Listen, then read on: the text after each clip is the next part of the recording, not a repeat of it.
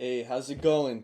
What's going on? Welcome to the Dolphins Dive Bar, the premium, most low budget. I know premium and low budget is like an oxymoron. The most low budget YouTube Dolphins post game review coming at you um, from my Dolphins Dive Bar.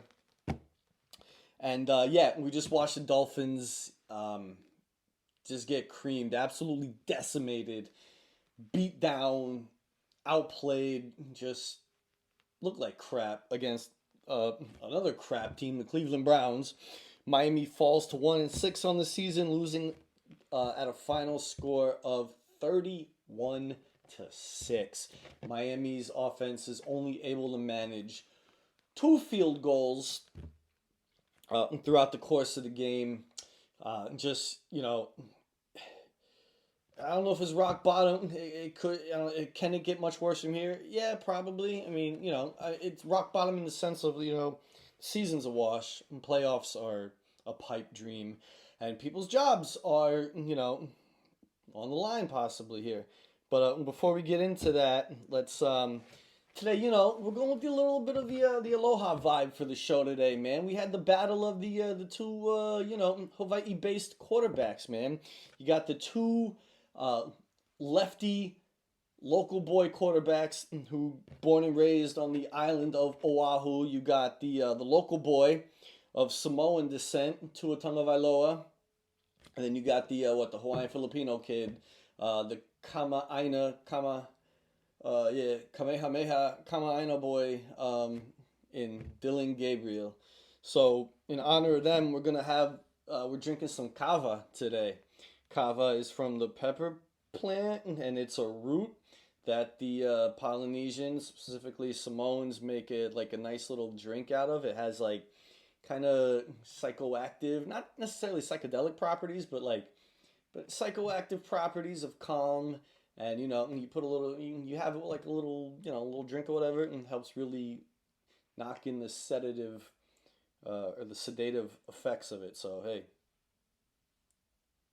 it's Pono.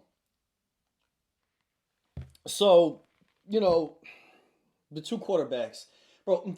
The score is so freaking non-indicative of how that football game went because it was just an ugly, bad football game from like both teams, bro. Like the Dolphins only had 100 and some odd yards of offense, and Cleveland only had like 200 and some odd yards of offense. Like it was nothing really. Like the um the quarterbacks combined, like, so Tua goes 12 for 23, only 100 yards through the air, and he's picked off three times, sacked twice, and then Gabriel, I mean himself, he's 13 for 18, 116 yards, but no touchdowns, no picks. He's sacked twice. So the game was really won on the defense and in like the short field for Cleveland, really, because Miami had four turnovers. Tua had three picks.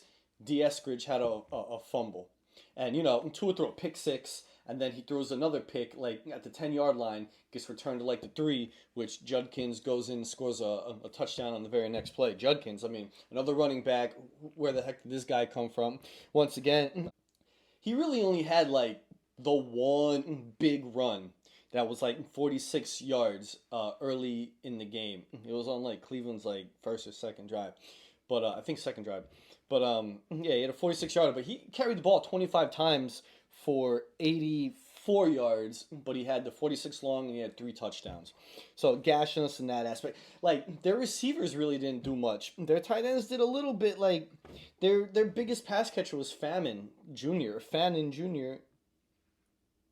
who had four catches for 36 yards. That was their best statistical guy. Um, so it was just, but it was an ugly game for Miami in literally every phase of the game. I mean, the Dolphins on offense, they, like I said, 2 of 12 for 23.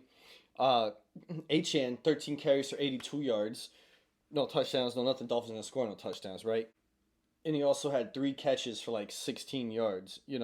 Ollie Gordon, five carries for 11 yards. Malik Washington, the best receiver on the team today, five catches for 30. Jalen Waddle, bro. Jalen Waddle, the guy who we needed to step up and B, the impact player since Tyreek Hill's gone down. One catch for 15 yards, targeted maybe 4 times, looked at like 4 times. Tua said, he had a problem seeing Waddle today because the height discrepancy between him and the offensive and defensive linemen, and he didn't want to just throw blindly into the field. Buddy, that's your whole game. You throw blindly into the field almost every play. You pick a spot. I mean, on your second or third interception of the day, like we saw it, you just threw into like double. There was nobody, no receiver that really had a chance to make a play. You just throw it right to defenders. So you're talking about, I got to see where I'm throwing. Buddy, you don't see where you're throwing. That's why you've got like 10 plus picks this season so far. That's why you lead the league in multiple interceptions per game. To continue the offensive ineptitude, Darren Waller didn't get any catches today. I think he left the game early with a pectoral injury. The Dolphins are only 1 for 13 on third downs. 1 for 13. 11 penalties for over 100 yards, like 103.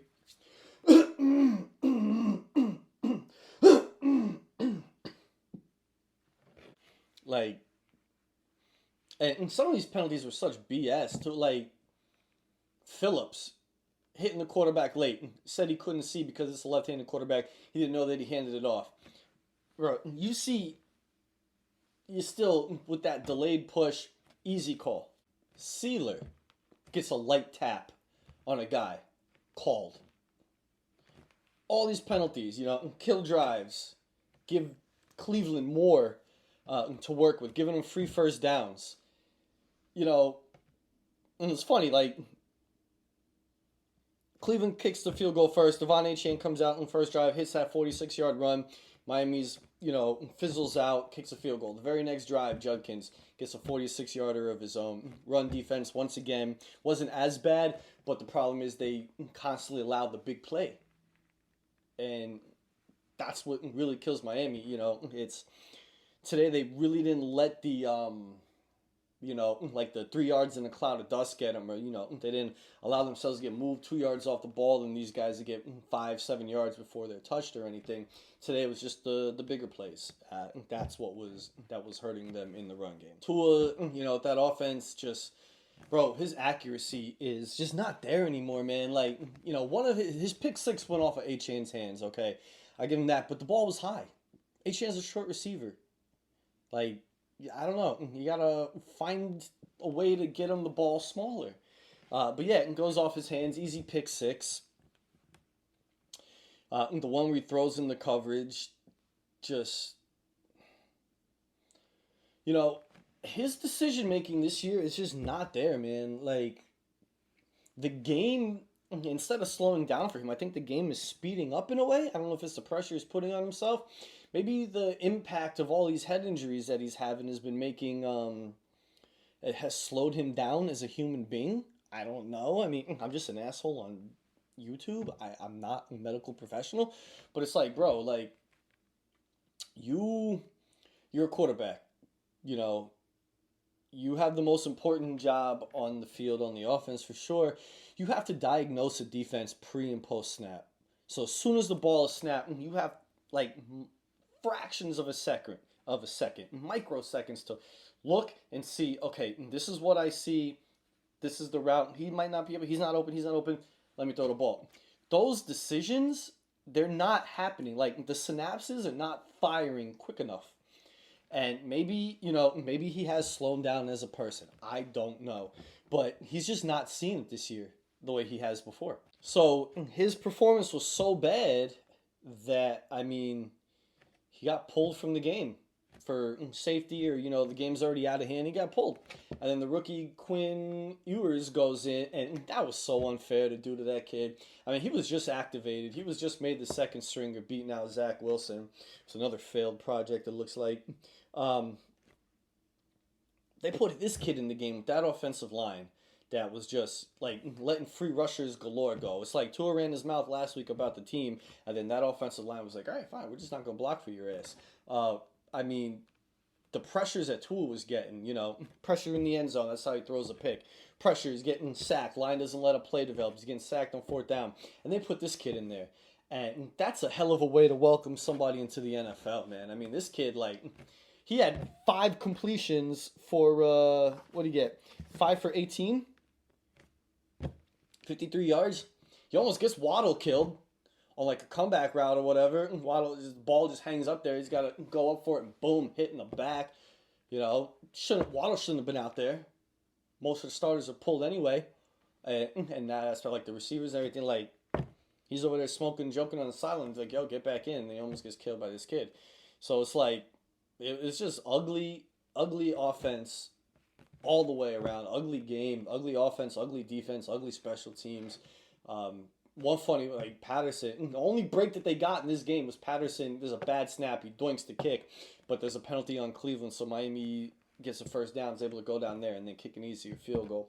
But other than that, the whole day was just, it was not Pono. It was not good, man.